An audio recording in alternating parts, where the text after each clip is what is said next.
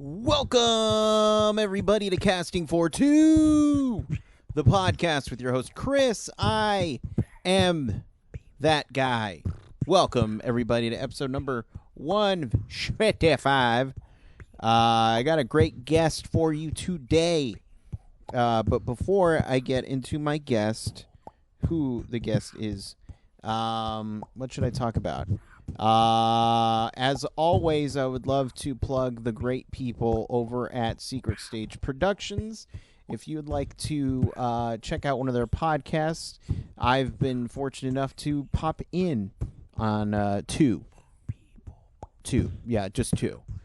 Maybe three? No, just two. Yeah. And that's at secretstageproductions.com.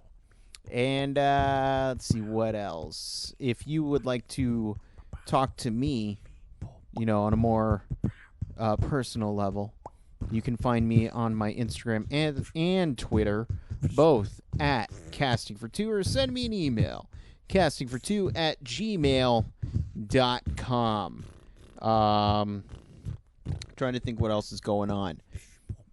Short film, gonna start shooting this week, tomorrow, when this episode goes up, so I'm very excited about that.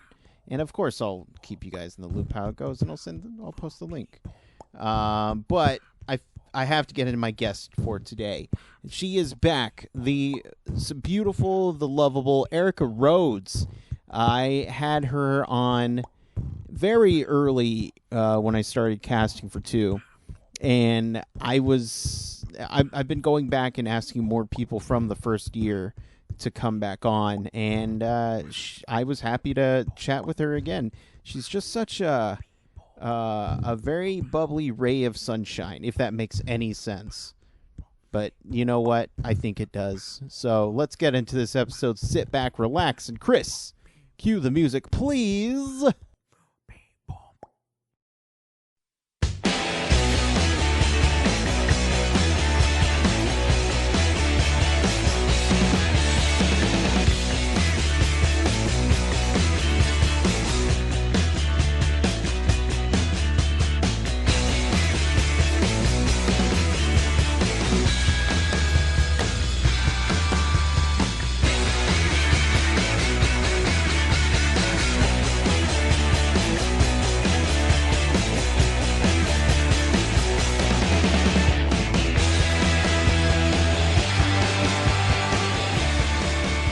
Hello?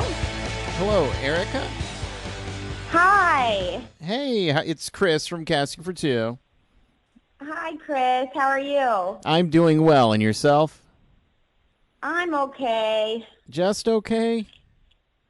I'm a little tired, but Gotcha. I was up to like 4, but yeah. Okay. What? Now, look, if you don't want to share the deets, that's fine, but just tell me, were you out partying all night?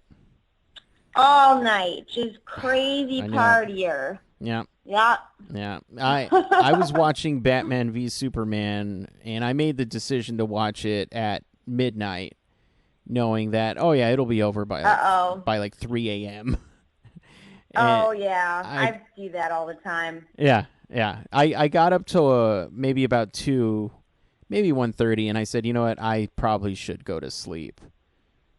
Yeah.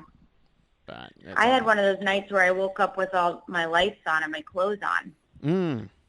That's how crazy I was. The thing that's always weird to me is I've never been that tired where my clothes are still on. But the one thing I never understand is I'll be watching TV and I'll fall asleep and I'll wake up and the TV's turned off. My remotes are stacked next to my bed, and I'm just wondering, when did I do that? I don't remember at all turning off the TV and placing my equipment nicely next to my bed. So you're like really organized. That's your go-to. Yeah, well, sometimes. I just like knowing where my things are. Oh, yeah, I do too, but I never do. Gotcha. You should put that square thing on every device. Oh, yeah, that's a good idea. That thing, that tracker thing? Exactly, yeah. And then you can put a square on the square. Oh, okay. Is that a thing that people do? I don't even know what that is. Yeah, it's a square. Yeah, it's just this. It's funny because I've helped people look for the square tracker, and it's huge. I don't know why somebody would want to put that on an item because it's so big. It doesn't make sense to me, but whatever. It's like the sensors, and like when you get clothes and you come home and they forgot to take the thing off, and you're like, oh man, that ever happened? You know, that stupid thing. Yeah, and then you have to go back to the place and be like, look, I totally didn't steal this. Yeah, exactly. And then they're like, I think you did. And like, oh, yeah. Okay, I'll just go to jail. That's fine. I'll get kicked out of Kohl's again.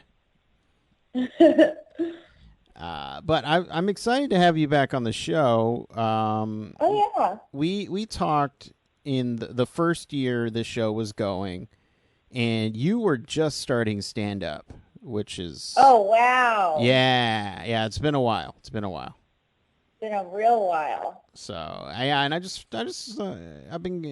celebrated the third year of the show, and I felt like let's get some of the first year guests back so we can just chat.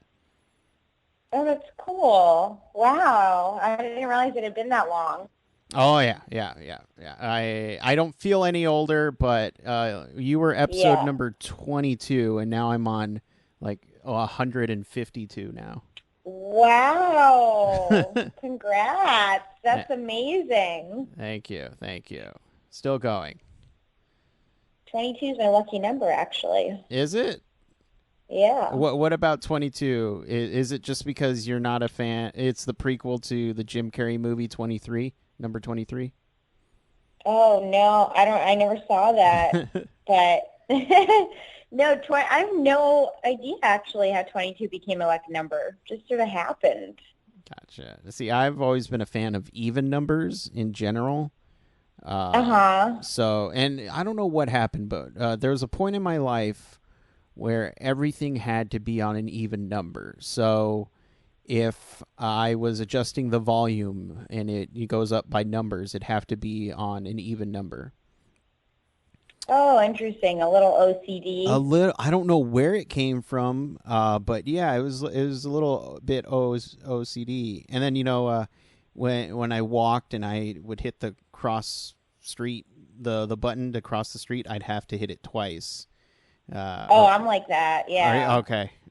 Well, not with an even thing. I just always hit those things twice. Right. Yeah, it's because the first time you're like, I don't feel too confident in myself. Let me just keep going. Right. Yeah, you're like, maybe it didn't hear me. But yeah, no. And then one day I just said, you know what? I want my volume at 9, and then that was it. Now I'm cured. I cured myself. Wow. No. I'm gonna put out a book that's cure your OCD and how to cure your own OCD. Yes, and it's just gonna say just stop. That could be the answer to a lot of issues. Just stop. Just stop. Just don't do it. I'm an alcoholic. Just stop. Yep. There you go. But what's been going on in Erica world? How are things going for you? Fine. Did we start the show already? Oh yeah, we're well into it. Oh, okay. We're in it the second that we started talking. Yes, I'm very sneaky like that. Oh wow. Yeah. Yeah, I'm like, I was talking about partying.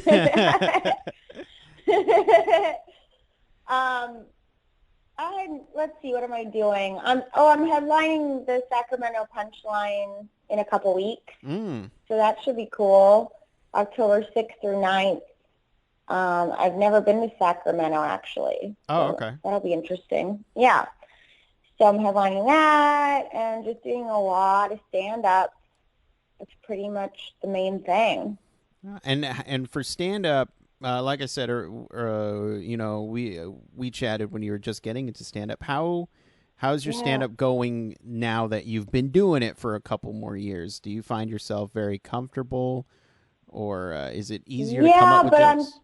I feel like it just keeps getting harder. Okay. It's like the better you get, the harder. Like for some reason, I feel like it gets harder. Like, because you're just constantly looking at the next level that you want to be, you know, headed. Like, you don't think about what you've accomplished. Like, I don't think about, like, oh, how far I've come, except the other day I accidentally watched some old clip and I was like, oh, my God. It's like, this is the worst thing ever. I was like, I can't even watch this. It's horrible.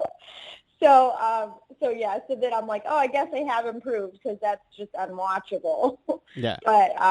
But instead I'm like still mostly, I don't usually look at the past as much as think about like where I want to go. And I'm just like, in my head, I'm like, I'm so far from where I want to, like the level I want to attain that it's just like, oh my God, there's so much more to do, you know? Yeah, well, I mean, it's good to put goals for yourself. You know, you don't want to just settle. Yeah, I guess that's how people get better. I mean, when people think they're really good at it, they usually don't get better, you know? Right. When you're like, man, I really want to get better, that's like the only way to really focus, I guess. Instead of being like, yeah, I'm pretty funny. You know, I'm pretty good at this. I completely agree with you there. I've always felt like, because I want to do, you know, filmmaking, anything like that. But the day when I stop learning is the day when I'm like, okay, I need to get out, just because I'm not appreciating it anymore, and so. Yeah, and I think that's why a lot of stand-ups go into doing other things too, because they're like, I feel like I've achieved a ton in this platform, and now I want to go make movies or something, you know. So, but stand-up is just one of those things I think that's like always there, you know, like people even who make it, like even Seinfeld, it's like he never had to go back to stand-up if he didn't want to, right. But he did, and he does. So I think it's cool. I see myself doing it my whole life for sure. Oh, good. And you know, as long as the passion's still there, so that's always important. Yeah, I've been having friends, you know, who've been doing it longer than I have, being like, you really got to like try not to obsess over it, you know, because I get like kind of obsessive. And they're like, in order to keep going, you're going to have to like kind of calm down a bit. And I'm like, but I'm not good at calming down. Like, I'm like, but how do you get better if you're like, oh yeah, I can take a break once in a while, you know, but everyone's like, you got to take care of your sanity too. Right. So try and do both. Who were some of the stand-ups that you enjoyed watching? I mean, I always love Maria Bamford. I like Mitch Hedberg. I like old Woody Allen. I love old Woody Allen. I like, who else do I like? Emo Phillips, I like Sarah Silverman, and who else is there? So many good comics. Trying to think of someone, you know, now more present. Well, Maria is. Yeah, she's now. Sarah's now, I would say. I like Andy Kindler. I like, yeah, I think I hit most of them. Right on. And those guys. Do you find, because, I mean, I would be intimidated talking with any stand-up, like, you know, people who I watch, but is there a point when you're doing a show and, oh, so-and-so's here, do you just get all nervous and scared and like, oh my gosh, that person's watching me right now, this stand-up that I really like and appreciate? Yeah, I mean, I've felt like that. Recently, I was on a show with Dana Gould, who I love. He's another stand-up who's really great, and he had never. I met him a couple times, but he never saw me do stand-up, and so I was kind of like, oh, I hope this goes well because I think he might be watching. Also, the other thing about stand-ups is you never know if anyone's watching. You know, it's like, right. Because even if there's like a successful stand-up on your show with you, they'll be like, they might be like, you know, in the back, or like they might like have left, and then, you know, like none of them like hang out where you can really see them. Yeah. It's like kind of a weird stand-up thing. I also like Kirk Fox a lot. He's like one of my favorite comics right now. Do you like Kirk Fox? Oh yeah, I love he weird energy. But I enjoy him. Yeah, I love his writing, and yeah, he's one of my favorites right now. But anyway, so I did a show with Dana Gould, and you know, I was just kind of like, I wasn't sure if he was watching, but then I came off and he was like, that was really good. Like, you're real, like, and he seemed kind of surprised, you know, like, oh, wow, you're good. And he was really, really nice and supportive. He's like, you're really solid. Like, that was really funny, that line you said. And I was like, that's funny because I said that line, like, in the moment, like, it's not a pre-written joke. And he was like, that was really funny. And then he asked me to do a show, and he's been like really supportive since. So that was really nice. And then like I did Wendy Lieben's another. I keep thinking of comics I like as I'm talking. I really like Wendy Lieben, and I did her show and asked her, and I had a really good set in her show. And she never saw me perform either, and she was like, you're my new favorite comic. And I was like, really? And she's like, yeah. And it was so sweet because she didn't say like, you're my new favorite, like, up-and-comer comic, or you're my new favorite female comic. She was just like, you're my new favorite comic. And I was like, that's really nice. So, I do get a little, I mean, it's definitely, like, there's certain people you really want, you just want them to respect you, like, even though you know they're way further along and they see, like, where you are, that you're still starting out. But then you're like, but the thing about stand-ups, which I love, is they're so generous with each other. Like, a lot of comics that have been, you know, it's like someone like Kirk Fox, he's been doing it for like 20 years. I've been doing it for 4. But he'll talk to me about comedy. You know, he'll be like, oh, you know, how are your jokes coming along? And he'll give me, like, his feedback, you know. And people like that, it's just so nice that they're so generous with their time and energy to, like, younger comics, you know? Yeah. So, and I think it's part of the culture, actually. I think that comics are pretty, like, supportive of each other. I mean, there's competition, too, but, like, the ones that are, like, way further along, like, it's, like, they're not insecure. You know, they're very secure with where they are. So it's, like, they can afford to sort of help and, like, be supportive. So I think that's the cool thing about the community. Yeah, and it's, I mean, ultimately, you guys are all here for the same reason. I mean, you're here to get laughs and entertain. So it's like, and also it's a kind of a solo thing. You know, it's like, it's kind of a loner thing too. So it's like you come together, but then you're all doing your own thing, which is sort of cool. It's like no one can tell you what to do. You're just you figure it out on your own, and there isn't really a right or wrong way to do it, you know? It's like, you know, sometimes people who get laughs easily, it might not be the right way to be getting laughs, you know? And then some people who are, like, bombing for years and years suddenly get really good. Like, I think everybody realizes, like, all the comics realize it's a process. Like, that you can't judge a comic based on one show, like, ever. You're right. Maybe, like, 10 shows, you can be like, okay, I got this guy figured out, you know? But, yeah. Right on. And I remember the one time I did open mic. It was that situation you were talking about where I mean I sat through all the acts, right? And I naturally thought the other comics that went before me were going to sit and watch me do my dumb jokes. And they were all standing next to me on the other side of a wall talking so loud. And I got so angry just because... I was just like... Yeah, disrespectful. Yeah, and then they just left, and I was like, okay, well, I don't really care if they see me, but at least they're gone. Yeah.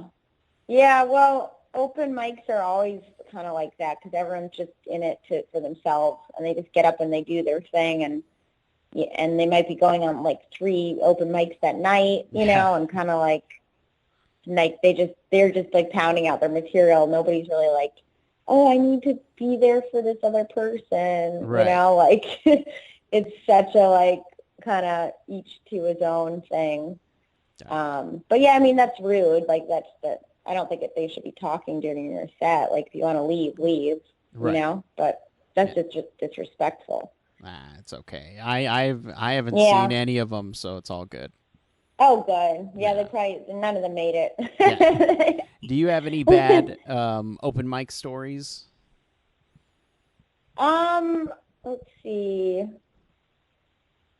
I think when I first started, like, I think that, like, when you first start, I would get guys kind of being like, this is what you should do, you know, like trying to give me advice. I'm like, dude, you're not even funny at all. Like, you should not be telling me how to do my act, you know? Yeah. But I don't do as many anymore.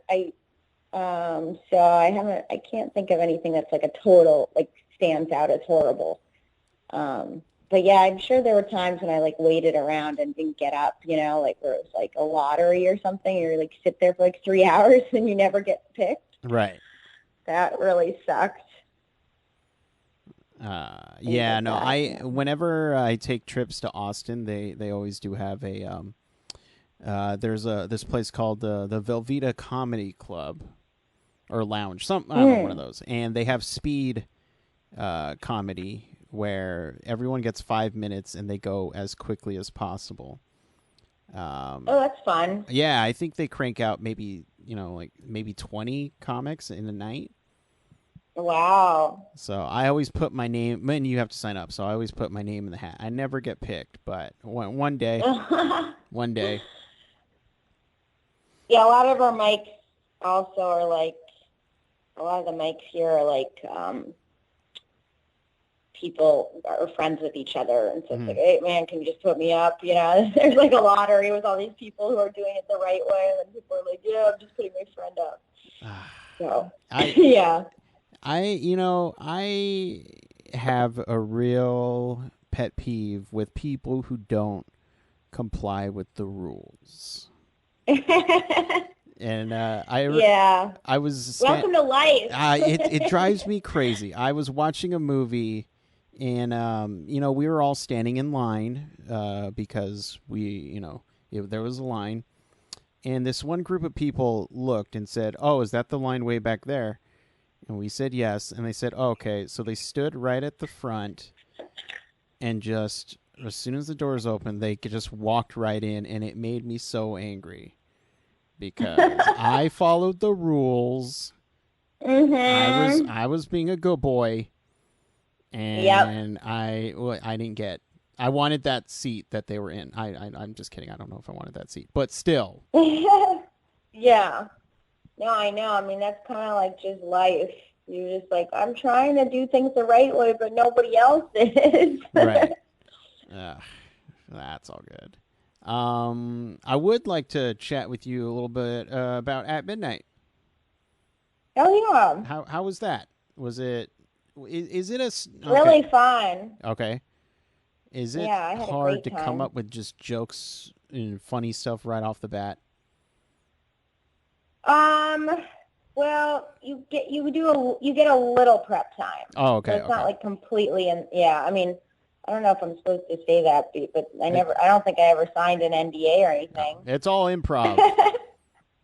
it's all it's all from improv. You're just really smart, really funny. Think on your feet, you know. Yeah.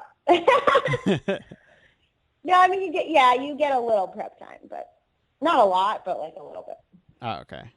Yeah, no, I watched that show and I'm just like, man, I'm just not that funny to go on that show.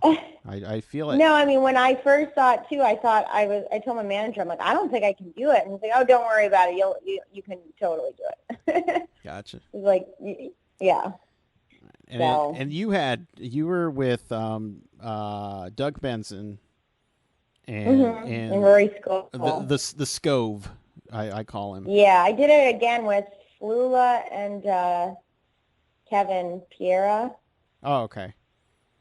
Yeah. See, that's the group I would want to do first. But yeah, that's true, actually. They throw you in with these comedies guys, and I'm just, oh, geez, I'm screwed. That's what I'm thinking. Yeah, they were really nice, though. They're cool. Yeah, Rory Scovel is, oh my God, he makes me laugh so hard when I've seen him do a stand-up. It's like so funny. Yeah, I saw, or I got his recent special, the Charleston special, I think it's called.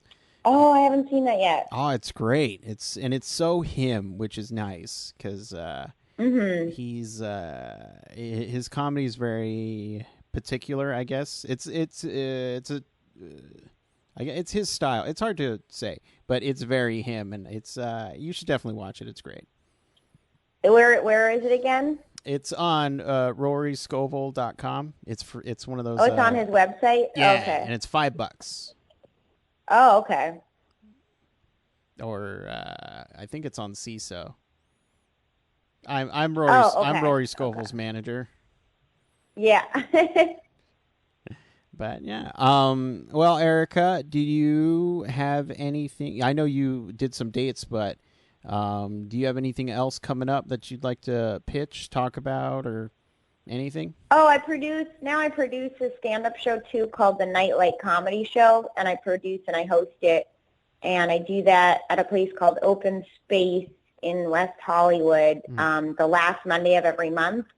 So this time it's falling on the debate, so I'm thinking I might, it might be a good time for me to just sort of like, I might do a bunch of time on it, because normally I host it, but I think I might get a guest host and just do a bunch of my set, since there's probably not going to be a lot of people there since everyone's going to be watching the debate. I don't know what. Nobody ever watches politics, especially this. Really? Especially this season.